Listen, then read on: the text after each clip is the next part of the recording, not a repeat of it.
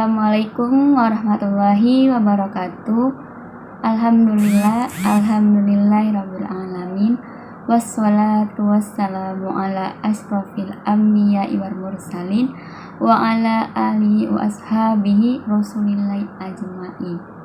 Kami dari kelompok 4 akan mempresentasikan hasil dari materi dan diskusi kami yang berjudul Aspek Psikologis dalam Ibadah JIS dan Haji menurut Al-Quran dan Hadis. Adapun 4 kriteria yang akan kami bahas. Yang pertama, pengertian JIS menurut Al-Quran dan Hadis. Yang kedua, nilai pendidikan jiwa dalam JIS. Yang ketiga, pengertian haji menurut Al-Quran dan Hadis. Dan yang terakhir, nilai-nilai pendidikan jiwa dalam haji. Saya Cindy Audi Effendi akan menyampaikan pemaparan materi yang pertama, yaitu tentang pengertian JIS menurut Al-Quran dan Hadis. JIS yang biasa kita sebut dengan zakat, infak, dan sedekah. Yang pertama ialah zakat. Zakat berasal dari kata masdar, yaitu zakat, yazku, dan zakoh. Oleh karena itu, kata dasar zakat adalah yang berarti berkah, tumbuh, bersih, baik, dan bertambah. Dengan makna tersebut, orang yang telah mengeluarkan zakat diharapkan hati dan jiwanya akan menjadi bersih. Adapun menurut istilah zakat adalah suatu bentuk ibadah kepada Allah Subhanahu wa taala dengan cara mengeluarkan kadar harta tertentu yang wajib dikeluarkan menurut syariat Islam dan diberikan kepada golongan tertentu seperti fakir miskin, anak yatim piatu, dan lain sebagainya. Adapun ayat Al-Quran yang berkaitan tentang zakat diantaranya dalam Quran surah Al-Bayyinah ayat 5. A'udzu billahi minasy syaithanir rajim. Bismillahirrahmanirrahim. Wa ma umiru illa liya'budullaha mukhlishina lahuddin hunafa'a wa yuqimus sholata wa zakata wa dzalika dinul qayyimah. Artinya, padahal mereka tidak disuruh kecuali supaya menyembah Allah dengan memurnikan ketaatan kepadanya dalam menjalankan agama yang lurus, dan supaya mereka mendirikan sholat dan menunaikan zakat, dan yang demikian itulah agama yang lurus. Sedangkan zakat menurut hadis ialah Ubaidullah bin Musa menceritakan kepada kami, ia berkata, Hanzalah bin Abi Sufyan memberitahukan kepada kami dari Ikrimah bin Khalid dan Ibnu Umar, ia berkata, Rasulullah SAW bersabda, Islam didirikan atas 5 sendi, mengaku bahwa tidak ada Tuhan selain Allah dan Muhammad adalah utusan Allah, mendirikan sholat, mengeluarkan zakat, mengerjakan haji, dan berpuasa di bulan Ramadan. Baik, saya Aimin Jamila Damanik akan menjelaskan di bagian kedua, yaitu infak. Infak berasal dari kata anfaka yang artinya keluar, yang berarti mengeluarkan sesuatu harta untuk kepentingan sesuatu yang tujuannya untuk mendapatkan ridha Allah. Sedangkan menurut terminologi syariat, infak berarti mengeluarkan sebagian harta atau pendapatan penghasilan untuk sesuatu yang diperintahkan ajaran Islam. Jika zakat ada nisabnya, infak tidak mengenal nisab. Infak juga sebagian kecil dari harta yang digunakan untuk kebutuhan orang banyak sebagai kewajiban yang dikeluarkan karena atas dasar keputusan sendiri.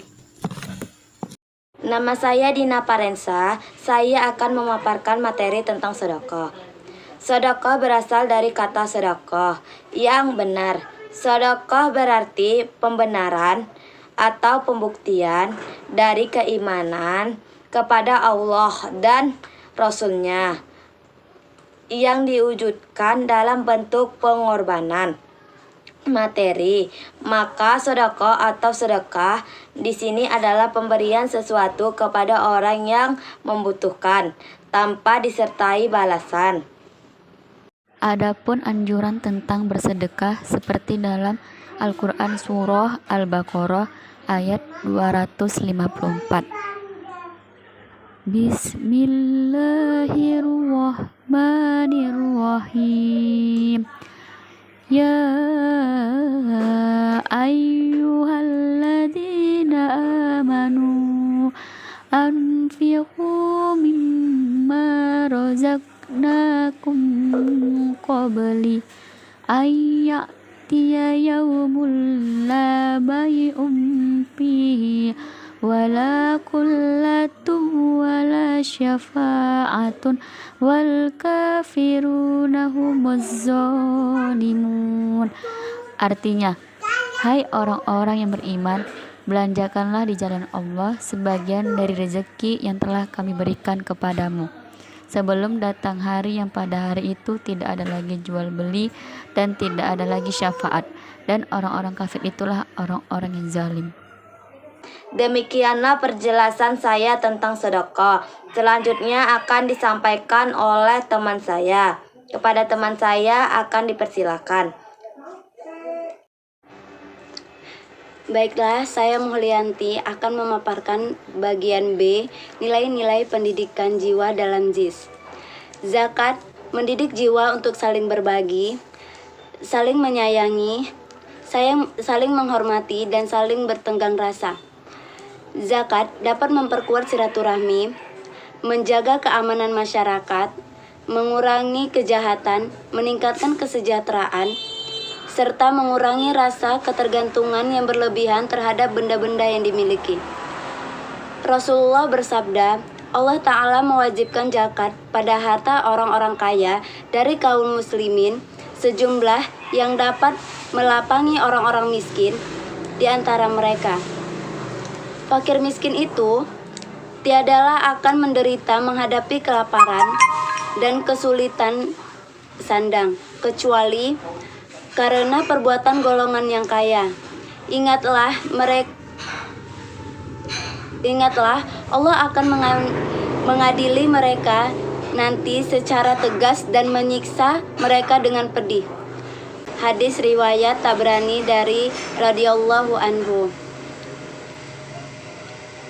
Nilai-nilai pendidikan jiwa terdapat dalam JIS. Yang pertama itu menanamkan rasa percaya diri bahwa setiap orang dapat berposisi sebagai pemberi tanpa harus menunggu menjadi orang kaya.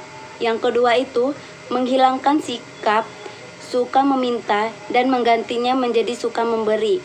Yang ketiga, memelihara diri dari hal-hal yang tidak bermanfaat baik untuk diri sendiri maupun orang lain.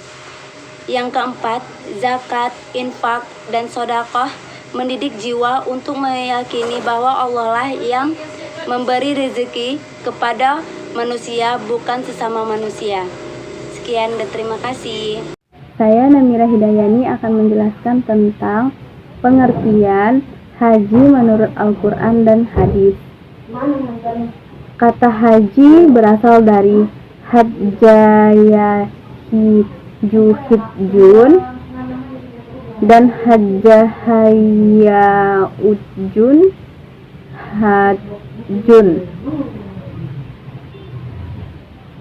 Hajjah yang menghasilkan kata hujun maupun hajjun diartikan sebagai ibadah haji atau perjalanan yang disengaja. Sedangkan hajjah yang menghasilkan hujjatun bermakna secara syariah. Haji berarti melakukan perjalanan disengaja ke tempat suci dengan amalan-amalan tertentu dengan niat beribadah kepada Allah Subhanahu Definisi haji merupakan rukun Islam yang kelima sebagai alamat penyempurnaan keislaman seorang muslim. Pengertian lain haji secara etimologis berasal dari kashalu yang maksud niat menyanggah, sedangkan kata umrah berarti ziarah. Secara terminologis, haji merupakan maksud menuju Baitullah dengan cara dan waktu yang telah ditentukan. Terdapat dalam Al-Quran Surah Al-Imran ayat 3 yang bunyinya Bismillahirrahmanirrahim Fihi ayatum bayyinatun maqamu Ibrahimah wa man dakhalahu kana aminna walillahi ala nasi hijjum baiti man istata'a ilhi sabilan wa man kafara fa innallaha ghaniyyun 'anil 'alamin, yang bunyi artinya, dan di antara kewajiban manusia terdapat Allah adalah melaksanakan haji ke Baitullah, yaitu bagi orang-orang yang mampu mengadakan perjalanan ke sana. Barang siapa mengingkari kewajiban haji, maka ketahuilah bahwa Allah Maha Kaya, tidak memerlukan sesuatu dari seluruh alam. Adapun menurut hadis ialah dari Abi Hurairah radhiyallahu anhu, beliau berkata, ditanyakan kepada Rasulullah sallallahu alaihi wasallam, amaliyah apakah lebih utama? Rasulullah sallallahu alaihi wasallam menjawab, iman kepada Allah. Kemudian ditanya lagi, lantas apalagi ya Rasulullah? Rasulullah sallallahu alaihi wasallam menjawab, jihad fisabilillah. Kemudian ditanyakan lagi, lantas apalagi? Rasulullah sallallahu alaihi wasallam menjawab, haji makbur. Hadis riwayat Al-Bukhari. Dari definisi di atas dapat disimpulkan bahwa ibadah haji hukumnya ialah wajib bagi yang mampu. Ibadah haji termasuk rukun Islam yang kelima, di mana melakukan ibadah haji harus dilakukan semata-mata karena Allah, bukan memiliki niat yang lain. Misalnya ingin menyumbangkan diri, terpaksa, dan lain sebagainya. Saya Siska Desa Fitri akan menjelaskan bagian D, nilai-nilai pendidikan jiwa dalam haji. Nilai-nilai pendidikan jiwa yang diperoleh dalam pelaksanaan ibadah haji diantaranya: 1. Kesadaran terhadap persamaan derajat di hadapan Allah. Yang kedua, kepatuhan terhadap larangan Allah. Yang ketiga, pasrah terhadap kehendak Allah. Yang keempat, kesucian, ketegaran, pemaaf, murah hati, dan menghargai orang lain.